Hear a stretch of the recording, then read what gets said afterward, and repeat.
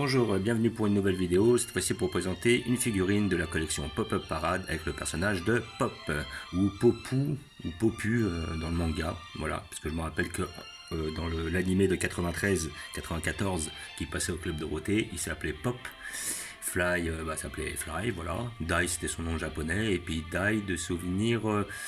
non, je crois que dans le manga Fly qu'ils ont sorti dans la collection J'ai lu, la première, et ben effectivement, ils avaient fait exprès de changer le nom de Dai en nom de Fly. Voilà. Et c'est aussi ce qui explique que, bon, à la base, le nom qui avait été donné à Fly était Dai.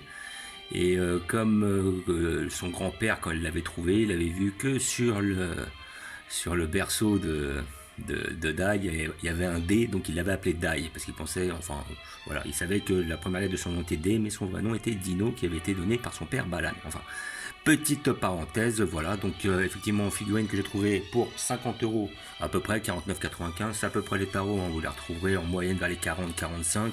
C'est une collection qui est quand même assez chère, je trouve, hein. Maintenant, il y a des figurines qui sont mieux que d'autres, il y en a qui valent plus le coup que d'autres, mais ça reste quand même assez excessif. Après, le plaisir de ces collections là et de cette comment dire et oui, effectivement, de cette collection-là, ça va être le fait de retrouver des personnages de manga anciens qu'on n'a pas vu depuis un certain temps. Entre autres, j'ai vu qu'ils avaient sorti des figurines de Yu Yu Hakusho. Ça, c'est vrai que Yu Yu Hakusho, on a eu très peu de figurines. Ils ont sorti des figurines de Olive et Tom, ils ont sorti des figurines de Kenshin le Vagabond, Rurouni no Kenshin en japonais. Et après, bon, là, ils sortent aussi des figurines de manga récents. J'en ai vu une qui est assez belle de l'attaque des titans, et j'en ai vu deux ou trois de l'environnement de Baki, qui sont des mangas quand même assez récents. Je crois que j'ai pas vu chez Pop-Up Parade des Dragon Ball Z. Je suis étonné d'ailleurs, mais bon, après, comme il y a tellement de licences qui se partagent justement Dragon Ball Z, ou ils n'ont pas eu la licence, ou effectivement ça servait à rien de se mettre en compétition avec entre autres Ban Presto qui sont quand même les premiers sur le marché en termes de figurines Dragon Ball Z. Voilà. Donc figurine que j'attendais, oui je la voulais celle-là parce qu'il était évident que je voulais un pop. J'ai quand même eu 3 fly là. Donc il y a la dernière fly que j'avais fait qui était la collection Pop-Up Parade, mais j'avais eu un fly de la collection Furyu et un fly de la collection Ban Presto. Voilà, donc là on a le personnage de Pop. Alors Pop, bon, c'est un personnage d'anthologie vu que c'est le camarade de combat de Fly du début à la fin. Et comment dire, mais il y a des personnages qui m'auraient intéressé un peu plus. Voilà, s'ils avaient tapé, je sais pas, un Enki ou Yunkel, ça dépend des versions. Un crocodile peut-être, un beau et gros crocodile, peut-être même un Adler et encore mieux un Balan en armure ou un Balan en homme monstre hybride là, tout ça. Ça aurait été vraiment intéressant d'avoir ce genre de personnage. Alors le souci de cette collection là, c'est que même s'ils touchent à des mangas qui sont assez anciens, ils vont quand même sortir les personnages principaux. Donc moi étant adepte parfois des personnages secondaires, j'ai pas forcément l'espoir de les voir un jour sortir. Tout comme dans le manga Kenshin le Vagabond, où effectivement ils ont sorti, on va dire, le plus grand méchant du manga et Kenshin qui est le héros du manga, mais on n'a pas d'autres figurines en vue sur des personnages dits secondaires. Voilà, donc j'arrête et nous allons regarder ensemble ce que ça donne. Donc figurine à 50 balles à peu près, je pense que c'est à peu près les tarots. Si vous vous débrouillez bien, vous pouvez les trouver à 40. Si vous les trouvez trop pas cher, méfiez-vous, c'est peut-être une contrefaçon comme d'habitude. Voilà, donc nous avons une boîte un peu plus basique avec, alors là, si je me rappelle bien, si je dis pas de bêtises, ce que je veux dire, ça va être beaucoup issu du manga, hein, parce que moi mes références sont propres au manga, vu que le manga avait été jusqu'au 37e volume, c'est-à-dire la fin de la série, et que à côté de ça, donc là on voit qu'effectivement on a la petite notice, on peut enlever la tête, la remettre après la cape, donc il a sa cape et tout. Ah, j'avais pas vu. Donc il y a quand même pas mal de pièces sur ce personnage-là. Il y a toujours le socle dégueulasse, il y a toujours, comment dire, le personnage. Là on a l'éclair, justement, c'est là où je voulais parler de référence du au manga. Dans le manga, on va dire de 95-96, je crois qu'il était sorti, c'était le manga de la collection J'ai lu, donc Fly ou Dragon Quest, la quête de Dai. Et comment dire, il y avait, alors je pense que les noms n'ont pas changé en japonais, mais le nom des incantations. Et en fin de compte, il y avait des incantations qui étaient propres à chaque sort. Donc de souvenir, Yado c'était la glace, Merazoma c'était le feu, Baji, je crois que c'était le vent. Et après, il y avait aussi, Baji. Ouais, il y avait Jira qui était aussi le feu. Alors Merazoma c'était le feu, mais Jira ça devait être l'énergie, un truc comme ça. Parce qu'après il y avait, suivant les incantations, d'un niveau. C'était Jira, Bejirama, Bejiragon, Yado, Yadain, Yadaruko. Je me rappelle, c'était des grades. Mera, Merami, Merazoma, la racine du mot étant tout le temps la même en général. Et donc en fin de compte, pour faire cette incantation de Medoroa, donc je cite le manga, et ben en fin de compte c'était un mélange. Alors est-ce que c'était un mélange de Merazoma et Yado, ou alors un mélange de Baji et Yado? Et en fin de compte, il mélangeait le feu et la glace pour faire une sorte d'arc où il créait une sorte d'élan de lumière, une d'arc de lumière extrêmement destructeur. Voilà, donc c'est bien qu'il soit dans cette pose-là, parce que bon, c'est on va dire son attaque la plus puissante de l'univers de Dragon Quest. C'est un petit peu comme le fait de vouloir mettre, comme il s'appelle, Fly, le personnage de Fly, avec le fameux Aban Strash, ou Aban Slash. Ça dépend les versions, comme d'habitude, que vous avez. Voilà, donc on enlève les plastiques parce qu'il y a plusieurs couches, donc c'est pas mal parce qu'ils ont mis plusieurs objets. Entre autres la cape ici présente, entre autres l'arc du Medoroa, qui représente une sorte de flèche de lumière. Et voilà, donc en fait c'est bien parce qu'ils ont mis en fait 3 couches. Voilà, c'est pas mal. Là-dessus ils ont mis 3 couches. Une couche où on a la flamme et puis la cape, et une autre couche où il y a le socle, le personnage. Et c'est déjà pas mal. Voilà.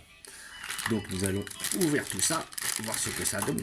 Ah bah tiens, bah ça c'était déjà ouvert. Ok, c'est génial. Donc là on a l'arc en fait, qui est pas mal, qui va servir de flèche de feu.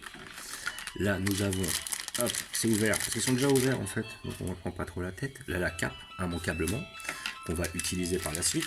Notre socle qui effectivement est ma grande déception de cette collection là, c'est que les socles ne sont pas originaux, ils sont larges et en plus ils sont indispensables. Et c'est ça le plus gros problème, indispensable. Pourquoi? Parce qu'ils ont fait des personnages qui sont boités dedans. Voilà, c'est-à-dire qu'effectivement là comme vous pouvez le voir par rapport au personnage de Pop, et ben il a des pointes, yep, dans les pieds, comme vous pouvez voir.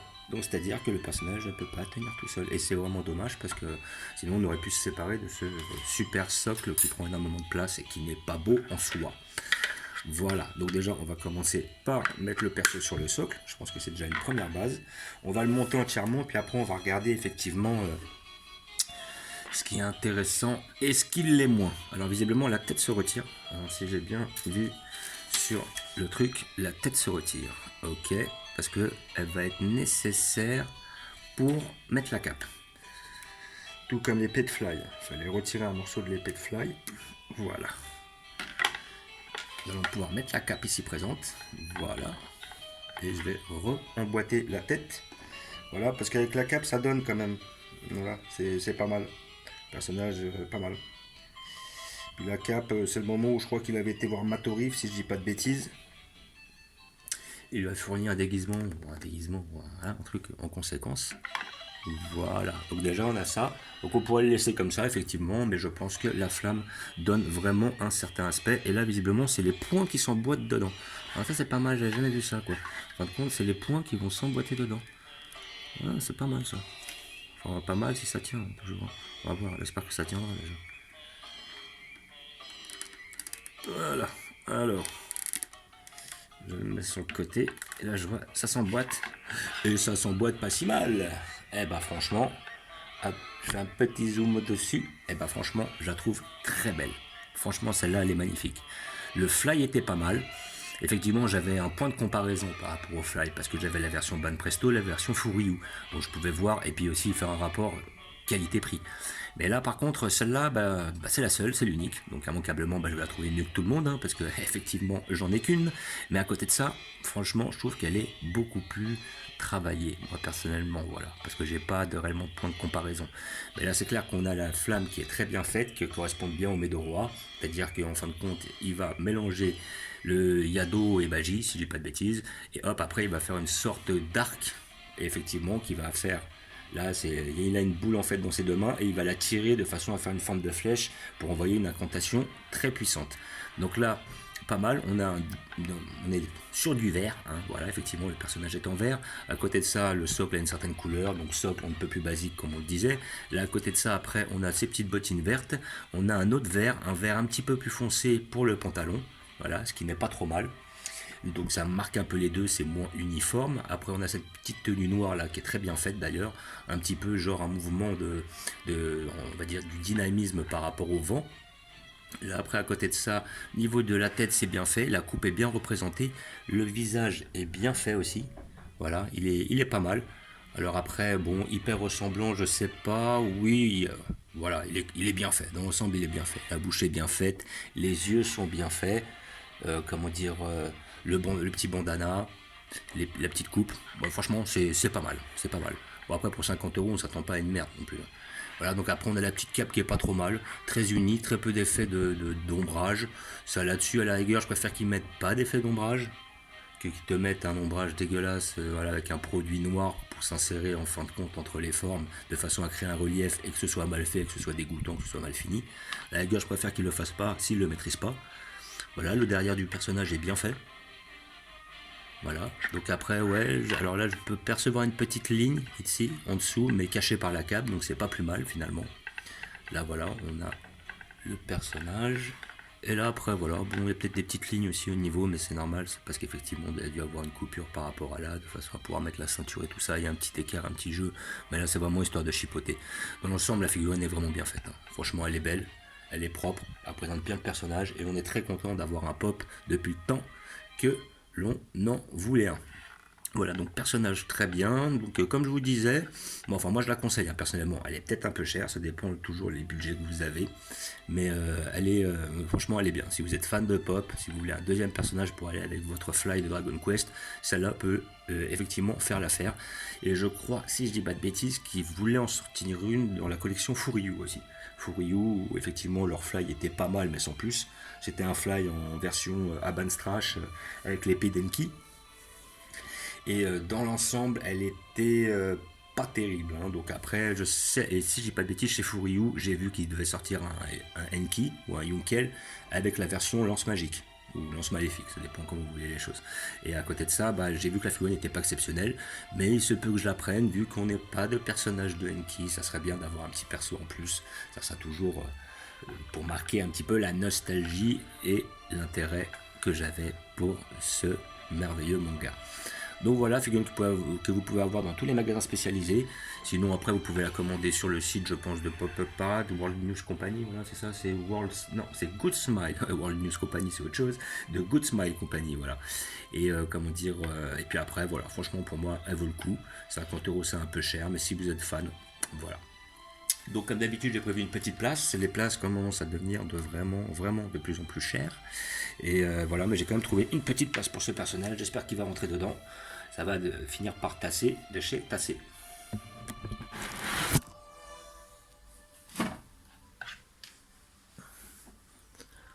Donc je pensais la mettre derrière le personnage de Fly, mais je pense que je vais faire encore autre chose.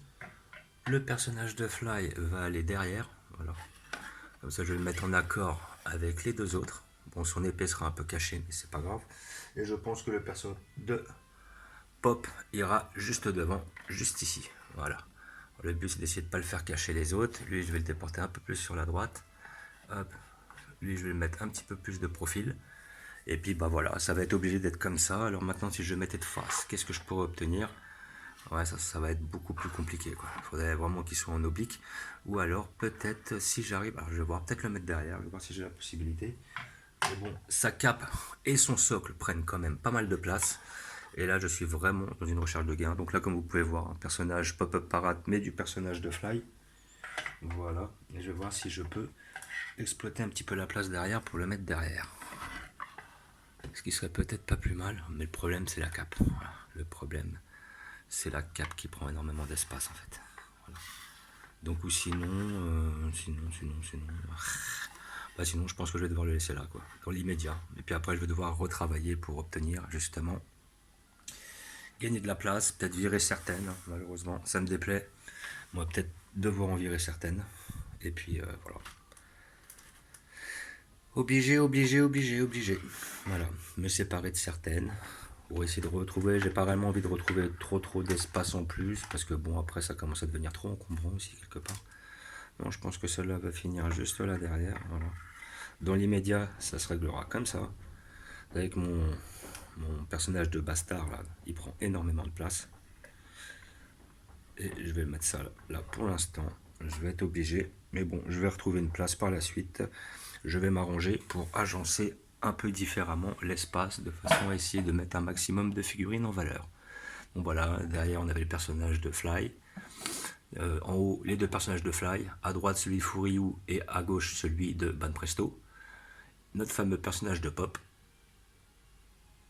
qui est pas mal, hein, franchement, il est propre. Et puis après, les personnages de l'univers de Kenshin, avec justement de Shishio et de Kenshin. Voilà. Donc comme d'habitude, je vous remercie d'avoir regardé. Je vous dis à bientôt. N'hésitez pas à vous abonner ou à mettre des pouces. Et je vous dis ciao.